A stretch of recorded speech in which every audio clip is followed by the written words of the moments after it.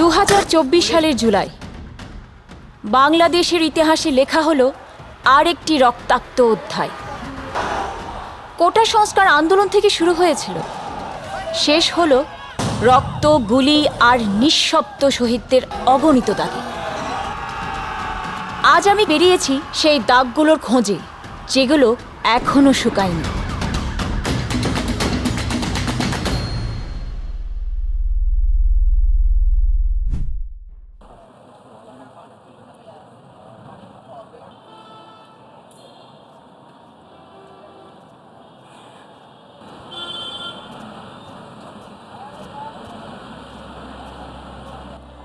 আমি এই মুহূর্তে অবস্থান করছি শহীদ আবু সাইদ চত্বরে। এই সেই স্থান, এই সেই জায়গা যেখানে এক তরুণ তার দুই হাত প্রসারিত করে বুক টান টান করে দাঁড়িয়েছিল পুলিশের বন্দুকের সামনে। আজ আমরা সেই ছাত্র জনতার মাঝে যাব, তাদের নিজ চোখে দেখা সে দৃশ্য, যা ঘটে গেছিল, যা আমরা হয়তো নিজে চোখে দেখতে পারিনি, সেই ঘটনা, সেই চিত্রপট তুলে ধরতে। আবু সাইদ আমার বাল্য বন্ধু। আবু সাইদ এবং আমার বাসা একসাথেই, ছোট থেকে আমরা একসাথে বড় হয়েছি। আমি বেসিক্যালি বাড়ি থেকে বের হলেই আমি তাকে নিয়ে বের হতাম এবং আমরা গিয়ে আড্ডা দিতাম, বন্ধুদের সাথে কথা বলতাম। আমি মনে করি যে আবু সাইদ ভাইকে যে এভাবে তাকে হত্যা করা, আসলে নিরস্ত্র নিরপরাধ একজন ব্যক্তিকে এভাবে হত্যা করা, এটি একদিনের কোনো আসলে হঠাৎ কোনো পরিকল্পনা আমি বলবো না। এটি আমি বলবো যে এটা পূর্ব পরিকল্পিত একটি বিষয়। কারণ আমরা আবু সাইদ ভাই যখন বুক চিতিয়ে দাঁড়ায়, তার পূর্বেও তাকে বেধড়ক লাঠিপেটা করা হয়েছে পুলিশে। ওখানে একা থাকাতে পুলিশ তাকে বেধর মারধর করে এবং তার মাথা রক্তাক্ত হয়ে যায়। তার খানিকটা পর তিনি বুক চিতিয়ে দাঁড়িয়ে গিয়েছেন। আসলে মানে আমরা যখন সংঘবদ্ধ হওয়ার চেষ্টা করি, পুলিশ তখন টিয়ার শেলের পাশাপাশি আবার রাবার বুলেট নিক্ষেপ করা শুরু করে। এরপর আবার আমরা স্থানটা ত্যাগ করি, কিন্তু আমার বন্ধু আবু সাইদ ওখান থেকে পিছু পা হয়নি। তো এক পর্যায়ে পুলিশ তাকে গুলি করে এবং গুলি করার সাথে সাথে আপনারা তো সেই ইতিহাস জানেন বা আপনারা দেখেছেন, সে রাস্তার পাশে গিয়ে সে বসে পড়ে। তো এরপর আমাদেরই কয়েকজন তাকে হসপিটালে নিয়ে যান। তবে আবু সাইদ ভাইয়ের আমার একটা কথা সবসময় মনে পড়ে যে কর্মসূচি আমরা আগামীকাল করব, তুমি ভয় পাবা না, কর্মসূচি দাও, আমরা কর্মসূচি করব। তো এই যে আবু সাইদ ভাইয়ের যে সাহস, এই সাহসের জায়গাটুকু, এটি আমার কাছে অবিস্মরণীয়।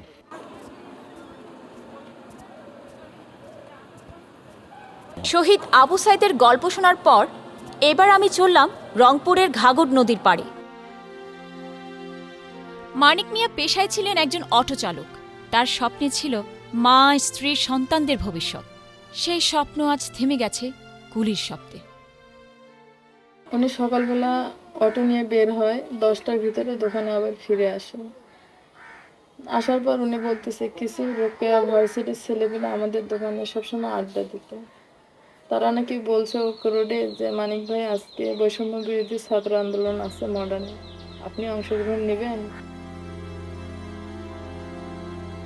আমার কাছে ফোন ছিল না, এক ভাইকে বলি ভাই একটু ফোনটা দিবেন, আমি 1 মিনিট কথা কব। তখন কয় আপনার স্বামী কই গেছে? তখন আমি কই আন্দোলনে গেছে। কয় কেন আপনার স্বামী আন্দোলনে গেছে? যে ভাই জানি না, নিষেধ করছি তাও গেছে। কেউ বলে যে রাবার বুলেট লাগছে, আসলে ওনাকে রাবার বুলেট লাগে নাই, অরিজিনালি গুলি লাগছে। ওনার বুকের সামন দিকে পিছন দিয়ে এত বড় জায়গা ফাঁক করে চলে গেছে। কিন্তু লাশটা আনার জন্য আমার দাদা শ্বশুরেরা বা চাচা শ্বশুর অনেকে যায়, আত্মীয় স্বজনেরা, কিন্তু ওরা লাশটা দেয় না মেডিকেল থেকে। পরের দিন 19 তারিখ ওনারা লাশটা দেয়, অনেক প্রতিশ্রুতি দিয়ে দেয়। আসলে আমাদের ভালোবাসার মানুষ যে চলে গেছে আমাদের কাছে, ওরা যে আমাদেরকে একটা লাশ মনের মতন করে দেখাবে, শেষবারের মতন দেখায় না। আমার বাবা কত দৌড়াদৌড়ি করছে, কেউ দেয় নাই পানি রে। আমার বাবা পানি বাজে খাওয়াইছে, সালাল খাওয়াইছে বিলে সত্য। তার জন্য আমার বাবা হারে। বাবু এখানে অনেক ছোট, সে তার বাবার স্মৃতি ধরে রাখতে পারবে না, সে তার বাবাকেও মানে দেখতে পারবে না। কিন্তু আমাদের পক্ষ থেকে, পরিবার গ্রামের পক্ষ থেকে আমাদের একটাই আবদার যে মডার্নের অর্জনটা আছে, অর্জনটার ওখানে শহীদ মানিক হিসাবে যাতে চিহ্নিত করা হয় সরকারের কাছে, এটাই আমাদের এবার আমার যাত্রা দক্ষিণের দিকে, কক্সবাজারে, যেখানকার তরুণ শিক্ষার্থী তামিম শুধু একটি দাবি নিয়ে পথে নেমেছিল।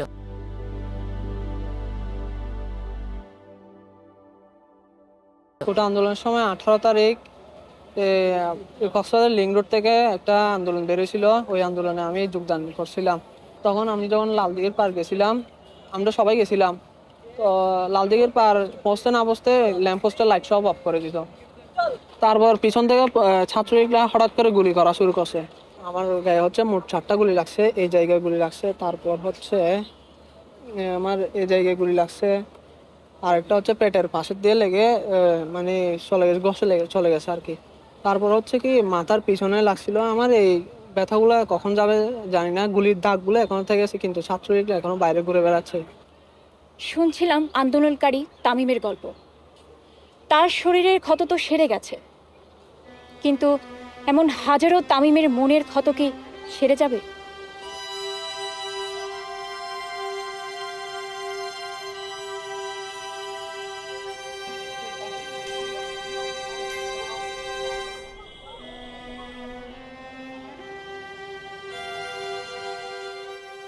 সমুদ্রের শহর পেরিয়ে এবার আমি চলেছি রাজশাহীর পুঠিয়ায়, শহীদ আলী রায়হান। বিজয়ের আনন্দটা আমার উপভোগ করা হয়নি, কারণ ওই সময় মানে অনেক আমি টেনশনে ছিলাম যে ফ্যামিলিতে আমার সবচেয়ে বড় মাথায় বলতে গেলে এখন শিক্ষিত যিনি আমার ভাই ছিলেন। তো আমি ভাবছিলাম যে হয়তো ভাইয়া ওখানেই স্পট ডেট হয়ে গেছে, কিন্তু কিছুক্ষণ পরে জানতে পারি যে ভাইয়াকে রাজশাহী মেডিকেল কলেজে ভর্তি করা হয়। অপারেশন সাকসেসফুল হয়েছিল। ওখানকার ডাক্তারেরা বলছিল যে অপারেশন সাকসেসফুল, আল্লাহ চাইলে ভাইয়াকে ফেরত দেওয়া যাইতে পারে। পরের দিনও ভাইয়ার অবস্থা একটু ভালোই হয়েছিল, সকাল থেকে হাত নড়াচ্ছিল, ডাক্তাররা এরকম বলছিল। 5 তারিখে ভাইয়ারা তালাইমারির দিক থেকে আন্দোলন নিয়ে যাচ্ছিল। তো মাঝখানে যে আলুপট্টির মোড় আছে, ওখানে গুলাগুলি শুরু করে ছাত্রলীগ সাথে পুলিশ এরা। তো ভাইয়া মিছিলের সামনে থাকার কারণে গোলাগুলিতে তার মাথার এই সাইডে গুলিটা লাগে। ওখান থেকে সেখানে সাধারণ ছাত্রছাত্রীরা হসপিটালে নিয়ে যায়।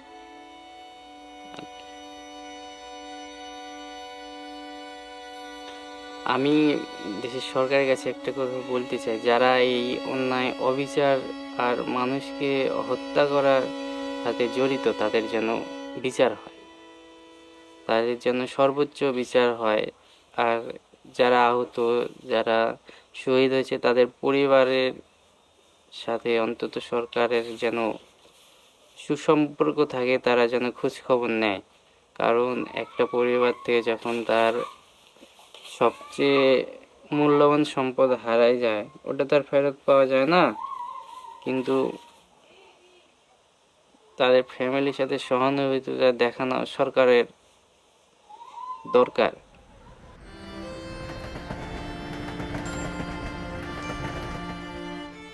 এবার আমি যাচ্ছি চট্টগ্রাম মেডিকেল কলেজ হাসপাতালে।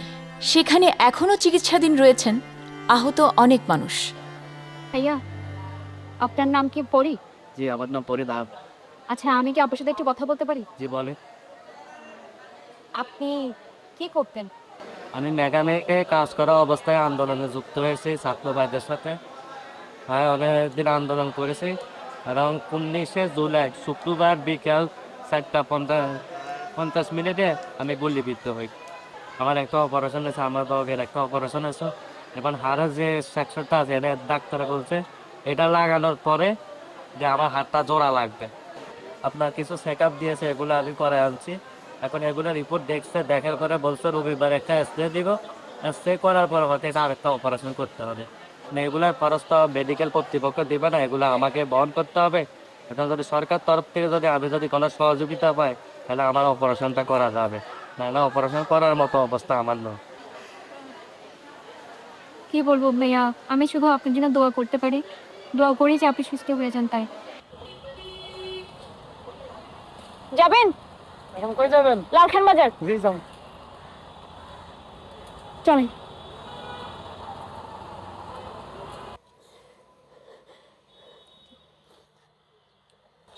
আমি যখন মেডিকেলে পৌঁছি তখন আমি জানি না যে আমার এরকম সর্বনাশ হয়ে গেছে। ওখানে গিয়ে শুনতেছি 5 লাখ থানার ওসি শুধু ডাকাডাকি করতেছে, ফয়সালের আম্মু কোথায়, ফয়সালের আম্মু কোথায়। তখন তো আমি দৌড়ে গেছি যে আমার ছেলের কাছে আমাকে নিয়ে যাবে, আমার ছেলের কাছে আমি গেলে আমার ছেলে সুস্থ হয়ে যাবে। যখন আমাকে দেখছে ওনাদের লেখালেখি শেষ করে, এখন আমি জানি না যে আমার ছেলে নাই, হয়তো আমার ছেলে অসুস্থ বেশি। কিছুক্ষণ পরে একটা লোক এসে বলতেছে আপনি একটু শান্ত হন, আমাদের একটা লোক মারা গেছে, একটু শান্তরখানে যাইতে একটু দেরি হবে। তখন আমি বুঝতে পারছি যে আমার মানিক তো নাই মনে হয়, না হলে ওনাদের লোক মারা গেছে, আমার ছেলের কাছে আমার যাইতে দিতে কেন দেরি হবে। তখনই আমি মাথা করে ওখানে পড়ে যাই। পরে ওসি বলতেছে ওনাকে নিয়ে থানায় চলেন। আমার সেই ছেলে একটু হাত কাটলেও একটু রক্ত দেখলেও চিৎকার করতো, আমার সেই ছেলে এভাবে রক্তাক্ত হয়ে গেল। আমার ছেলেকে যেন পোস্টমর্টম করানো না হয়, কিন্তু প্রশাসন তখন এমনই ব্যবহার করছে, কেউ আমার কথা শুনলো না। আমি থানায় থাকা অবস্থায় আমার ছেলেকে পোস্টমর্টমে নিয়ে গেল, আমাকে না দেখাই। ছেলেকে নিয়ে যাওয়ার সময় কত পুলিশ প্রটোকল দিয়ে সামনে পিছনে পুলিশের গাড়ি দিয়ে আমার ছেলেকে পাঠাইছে। আমার ছেলেকে তো জীবিত থাকতে এরকম প্রটোকল দিলে আমার ছেলে তো মারা যাইতো না। আমার তো অনেক স্বপ্ন ছিল আমার ছেলেকে নিয়ে বিদেশে পাঠাবো, আমার ছেলে ভালো শিক্ষিত হয়ে আসবে, আবার নিয়ে আসবে, আমি সিনেমা হবো। আমাকে এরকম সিনেমা করে গেল আমার সন্তান। আমি ফিরছি শহর থেকে শহরে, রক্ত মাখা পথ পেরিয়ে, মানুষজনের কান্না আর প্রতিজ্ঞার সাক্ষী হয়ে। রংপুরের গুলিবিদ্ধ ছাত্র, পুঠিয়ার শোকাহত মা, কক্সবাজারের তামিমের শরীরে সেলাইয়ের দাগ, চট্টগ্রাম মেডিকেলের ট্রলির উপর শুয়ে থাকা ফরিদ, এরা কেউ কোনো নামহীন সংখ্যা নয়, কারণ শুধু শরীরে নয়, এদের গুলি লেগেছে রাষ্ট্রের বিবেকে। তারা প্রত্যেকে এক একটি গল্প, এক একটি অক্ষয় প্রতীক, যে প্রতীকে লেখা আছে এই প্রজন্মের দ্রোহ এবং এক নতুন বাংলাদেশের স্বপ্ন।